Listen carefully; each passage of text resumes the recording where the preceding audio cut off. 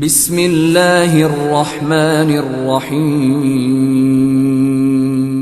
The Voice of پیس کے معزز ناظرین، السلام علیکم۔ ناظرین اکرام، حضرت تھانوی صاحب رحمہ اللہ اپنی حکایت میں فرماتے ہیں کہ ایک مجلس میں حضرت عمر رضی اللہ عنہ کے صاحبزادے حضرت عبداللہ بن عمر رضی اللہ عنہما موجود تھے۔ اسی مجلس میں کسی شخص نے حجاج بن یوسف کی برائیاں شروع کر دی تو حضرت عبداللہ بن عمر رضی اللہ عنہما نے ٹوکا اور فرمایا کہ دیکھو، یہ جو تم اس کی برائیاں بیان کر رہے ہو یہ غیبت ہے، اور یہ مت سمجھنا کہ اگر حجاج بن یوسف کی گردن پر سینکڑوں انسانوں کا خون ہے تو اب اس کی غیبت حلال ہو گئی، جبکہ اس کی غیبت حلال نہیں ہوئی، بلکہ اللہ تعالیٰ جہاں حجاج بن یوسف سے ان سینکڑوں انسانوں کے خون کا حساب لیں گے جو اس کی گردن پر ہیں، تو وہاں اس غیبت کا بھی حساب لیں گے جو تم اس کے پیچھے کر رہے ہو۔